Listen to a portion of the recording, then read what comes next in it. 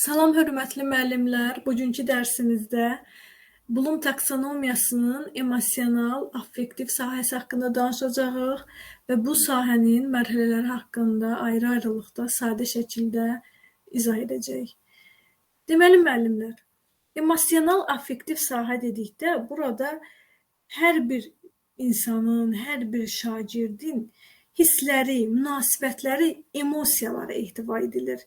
Yəni, insanın özü üçün müəyyənləşdirdiyi gözləntilərdə, dəyərlərdə, daxili motivasiyasında, entuziazmında əks olunur. Entuziazm yəni onun şövqündə əks olunur anlamındadır. Yəni, affektiv sahə şagirdlərin müəyyən məsələlərə emosional və dəyərlər nöqteyi nəzərdən münasibəti ilə əlaqəli olan bir sahədir. Yəni, təlim prosesində müəllimin şagirdə verdiyi müxtəlif təlimatlardır, eyni zamanda müəllimin özünün nümayiş etdirdiyi münasibətdir. Bütün bunlar hamısı emosiyalar, yəni axı yolxucudur. Şagirdə sanki bir yolxucu virus kimi şagirdə keçir. Yəni müəllimin münasibəti təsir edir deyərkən hər zaman deyirik müəllim rol model olmalıdır. Çünki müəllimin özünü nümayiş etdirdiyi münasibət və emosiyalar şagirdi yönəldir. Şagirdin bu sahədə inkişafı da onun dərsə, ətrafa münasibətində, davranışında, diqqət və qayğısında, eyni zamanda da məsuliyyətində müşahidə olunur. Ümumiyyətlə, biz emosiyalar barədə həm sosial-emosional öyrənmədə danışmışıq, həm Golemanın emosional intellektində danışmışıq, yadınızdasa. Bloom taksonomiyasında emosional, affektiv sahənin 5 mərhələsi var. Sadədən mürəkkəbə doğru qəbul etmə, cavab vermə, dəyərləndirmə, təşkil etmə və xarakterizə etmə. İndi ayrı-ayrılıqda bunlara baxacaq. İlk olaraq qəbul etmə mərhələyə baxaq. Qəbul etmə, müəllimlər, ümumiyyətlə bu adlara diqqət etsəz, hər birinin adında daşıdığı xüsusiyyət özünü göstərir. Qəbul etmə, qəbul edir, qəbul etmə. Yəni, informasiyanı qəbul etmək anlamındadır. Yəni, informasiyanı qəbul etmək üçün şagird nə qədər həvəslidir, nə qədər diqqətlidir. Yəni, həvəsli və diqqətli olması kimi xarakterizə olunur qəbul etmə mərhələsi. Yəni, müəllim yeni bir informasiya verəndə şagird qəbul edirmi? Nə qədər diqqətlidir? Nə qədər, məsələn, bəzən olur ki, şagirdlər sakit dayanır, müəllimin üzünə baxırlar, müəllim hər hansı bir informasiyanı verəndə, amma bu sakitlik o demək deyil ki, şagird qəbul edir. Şagirdin diqqəti müəllimdədir. Şagirdin diqqəti müəllimdə olmaya da bilər. Yəni, ola bilər ki, başqa bir yerdə olsun. Yəni, müəllim olaraq biz çalışmalıyıq ki, dərsin önündə, dərsin əvvəlində şagirdin diqqətini cəlb edək. Yadınızdasa Qanyenin nəzəriyyəsində də bu haqda bir çox nəzəriyyələrdə toxunmuşduq ki, şagirdin diqqətini cəlb etmək. Yəni, dərsin əvvəlindən başlayaraq şagirdin fikrinin toplanması üçün dərsin əvvəlində müxtəlif yollarla şagirdin fikrinə dərsə cəlb etmək lazımdır. Yəni, düşündürücü suallar vermək, yalnızca deyirdik ki, provokativ suallar verə bilərik və yaxud da müxtəlif slaydlar hazırlaya bilərik. Yəni, diqqətini cəlb eləmək üçün müxtəlif vizual şəkillərdən istifadə edərək dərsin məqsədinə uyğun diqqətini cəlb edə bilərik. Şagirdin, daha doğrusu diqqətini cəlb etməliyik. Yəni, şagirdin diqqətini cəlb etsək, ondan sonra artıq qorxusu yoxdur. Digər mərhələlərdə də öyrənmə prosesində şagird mənimsəyəcəkdir. Ona görə də qəbul etmə mərhələsində deyir ki, informasiyanı qəbul etmək üçün həvəsli və diqqətli olmaq kimi xarakterizə olunur. Yəni, məsələn, nümunə üzərindən baxaq. Müəllim dinləmə mətni üzrə işin icrasını başlamamış, şagirdlərə tapşırır ki, qeydlər aparsınlar. Bu onlara tapşırıqların icrası zamanı kömək edəcək. Yəni, müəllim dinləmə mətni üzrə işin icrasına başlamamış deyir. Başlamamış, şagirdlərə deyir ki, qeydlər aparsınlar, bu onlara tapşırıqların icrası zamanı kömək edəcək. Müəllim şagirdlərdə affektiv sahənin hansı mərhələsini inkişaf elətdirir?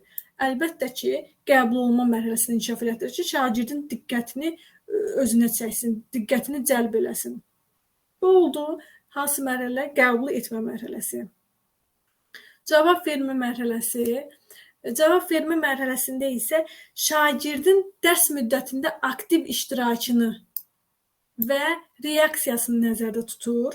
Yəni şagird nə qədər aktivdir, nə qədər dərs prosesinə reaksiya verir. Yəni özündə şagirdlərin proses zamanı suallara cavab verməsini, hər hansı bir anlamadığı məqamlar olanda müəllimdən soruşması, tapşırığın həllinə maraq göstərməsi, bunlar hamısı cavab vermə mərhələsində ehtiva edilir. Yəni artıq şagird qəbul etmə mərhələsində oldu, diqqəti müəllimdə oldu. Cavab vermə mərhələsində isə bir geri dönüş edir. Ya suallara cavab verir, hər hansı bir anlamadığı məqam varsa müəllimdən soruşur. Yəni bu aktiv iştirakı olur. Hansı mərhələ? Cavab vermə mərhələsi. Nümunə üzərindən baxaq. Müəllim dərsi izah etdikdən sonra sinifə müraciət edir. Suallarının olub-olmadığını soruşur. Nərgiz anlamadığı məqamlarla bağlı nə edir? Suallarını müəllimə deyir və izahı xahiş edir. Deməli, müəllim soruşur, Nərgiz də anlamadığı məqamla bağlı suallarını müəllimə deyir və izahını xahiş edir müəllimdən. Demək, Nərgiz hansı mərhələdədir? Cavab vermə mərhələsində. Niyə cavab vermə mərhələsindədir? Çünki dərs müddətində aktiv iştirak edir. Dərs müddətində şagirdin proses zamanı suallara cavab verməsi və yaxud da anlamadığı məqamları soruşması, tapşırıqların həllinə maraq göstərməsi hansı mərhələdir? Cavab vermə mərhələsi. Ona görə də Nərgiz hansı mərhələdə oldu? Cavab vermə mərhələsində. Keçirik dəyərləndirmə. Dəyərləndirmə nədir? Yəni informasiyanı burada qəbul etmə, ekspresiv ünsiyyət bacarığını formalaşdırandan sonra şagirdlər özləri üçün bir dəyərlər müəyyənləşdirirlər.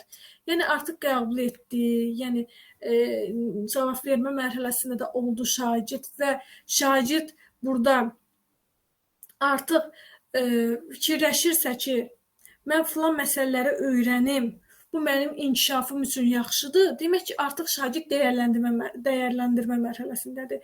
Yəni məsələn, müəllim şagird dərs prosesində aktivdirsə, bu dəyərləndirməni biz müəllim olaraq qiymətləndirə bilmirik. Çünki dəyərləndirmə şagirdin daxilində olan bir şeydir. Yəni daxilidə baş verdiyi üçün biz onu kənardan qiymətləndirə bilmirik.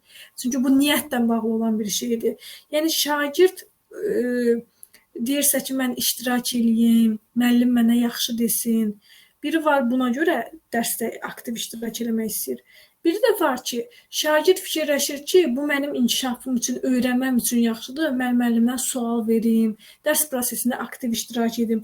Artıq şagird inkişafı üçün bu prosesin, bu aktiv iştirak etmənin xeyrini anlayırsa, artıq demək ki, şagirddə bir dəyərlər formalaşıbdır.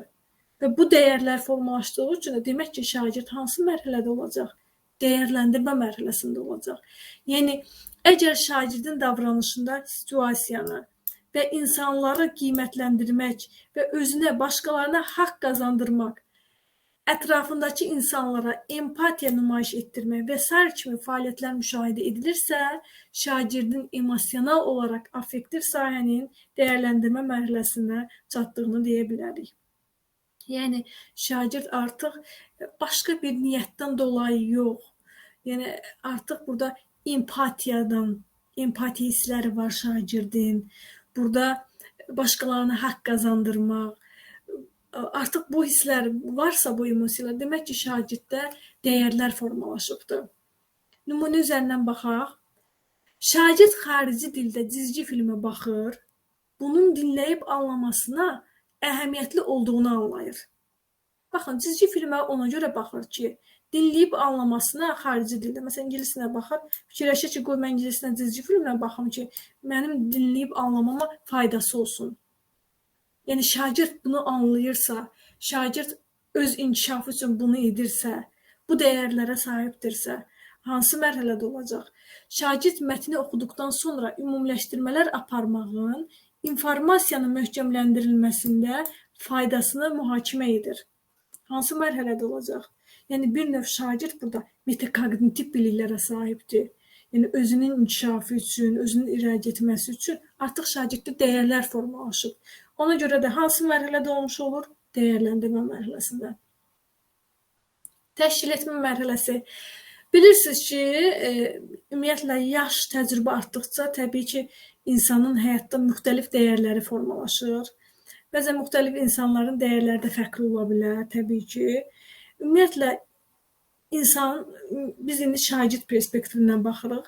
Şagirdin davranışında müxtəlif fəaliyyətlərin və dəyərlərin qiymətləndirilməsi, özü üçün yaxşı və pisi seçməsi kimi fəaliyyətlər müşahidə olunarsa, fikir verirsiniz, fəaliyyətlər müşahidə olunarsa, demək şagird affektiv taksonomiyanın hansı mərhələsində olacaq? Təşkil etmə. Bir də təkrar edirəm, şagird artıq şagirdin davranışında müxtəlif fəaliyyətlərin və dəyərlərin qiymətləndirilməsini, özü üçün yaxşı və pisi seçməsi kimi fəaliyyətlər müşahidə olunursa, artıq deməli təşkil etmə mərhələsindədir. Məsələn, şagird bilir ki, sual cavab eləmək onun üçün yaxşıdır, artıq dəyərləndirib baxır, dəyərlər formalaşıb ondakı müzakirə prosesində bu daha yaxşı öyrənir. Bunun üçün artıq WhatsApp qrupları açır, sinif yoldaşları ilə sorğu-sual edirsə, artıq bu proses təşkil edibdir. Onda olacaq hansı mərhələdə? Təşkil etmə mərhələsində olacaq. Nümunə üzərindən baxaq. Müəllim sinif fəaliyyəti zamanı şagirdlərin bir-birinə rəy vermələrini təmin edir. İlk öncə rəyin dəstəkləyici olması üçün nələrə diqqət etməli olduqlarını izah edir. Bunun faydasına görə şagird, baxın, bunun faydasını artıq görüb, artıq dəyərlər formalaşıb. Bunun faydasını görən şagird gündəlik həyatında da bu strategiyalardan istifadə edir. Baxın, dəyərlər formalaşandan sonra artıq başlayır bu strategiyalardan istifadə edir. Oldu hansı mərhələ? Oldu təşkil etmə mərhələsi. Artıq şagird qeyd elədiyimiz kimi hər hansı bir deyək ki, prosesin onun üçün faydalı olduğunu anlayırsa, oldu dəyərləndirmə mərhələsində. Amma artıq bunun faydasını görüb anlamaqdan başqa, bunun üçün nəsə bir şey edirsə, öz inkişafı üçün, nəsə bir strategiya qurursa, nəsə bir şey təşkil edirsə, adından da göründüyü kimi artıq olub təşkil etmə mərhələsində. Gəldik xarakterizə etmə mərhələsində. Xarakterizə etmə mərhələsində də insan özü üçün dəyərlər müəyyənləşdirəndən sonra formalaşdırdığı unikal, affektiv sistemə uyğun olaraq hərəkət edir. Yəni, bu nə deməkdir? Əgər insan ədalətlidirsə, ədalətli olmağı özü üçün əsas götürübsə ki, mən həmişə ədalətli olmalıyam. Bunu davranışında da, başqalarına münasibətində də həmişə özünü göstərir. Yəni, həmişə kimisə haqqını müdafiə eləyir, həmişə ədalətli davranır. Artıq həmişə bu proses baş verdiyinə görə bu artıq olub onun xarakteri, ona görə xarakterizə etmədə adından da göründüyü kimi. Və biz kimlərinsə, istər şagird olsun, istər digər bir şəxslər olsun, xarakterizə edə biliriksə, deməli o affektiv taksonomiyanın xarakterizə etmə mərhələsindədir. Yəni, bunu həmişə edir. O qədər edir ki, bu artıq onun xarakterinə çevrilibdir. Məsələn, deyirik ki, yox, filan kəs heç vaxt gecikməz. Çünki o həmişə vaxtında gəlir, dəqiq adamdır. Biz bunu hardan bilirik? Çünki onu həmişə o cür görürük. Yəni, çox zaman o cür gördüyümüzə görə artıq onu o cür xarakterizə etmişik. Nümunə üzərindən baxaq. Əlinin planlaşdırılmış işi şəraitə və vaxta uyğun səmərəli şəkildə dəyişə bilməsi, əlinin planlaşdırılmış işi şəraitə və vaxta uyğun və səmərəli şəkildə dəyişə bilməsi, komandanı məqsədə çatdırmaq üçün motivasiya etməsi ilə seçildiyi üçün bu yarışda da onu lider seçdilər. Baxın, əlinin planlaşdırılmış işi şəraitə və vaxta uyğun səmərəli şəkildə dəyişə bilir, komandanı məqsədə çatdırmaq üçün motivasiya edir. Artıq bu işlərdən, bu xüsusiyyətlərdən seçildiyi üçün bu yarışda da onu lider seçdilər. Yəni, əlinin artıq xüsusiyyəti, xarakteri məlumdur ki, bu xüsusiyyətlərinə görə seçilir. Bu xüsusiyyətlərinə görə seçildiyi üçün, artıq onun xarakterini bildikləri üçün bu yarışda da onu lider seçdilər. Yəni bu zaman şagird affektiv sahənin hansı mərhələsində uyğun olacaq? Əlbəttə, olacaq xarakteriz etmə mərhələsində. Belə hörmətli müəllimlər, növbəti dərsimizdə görüşərik.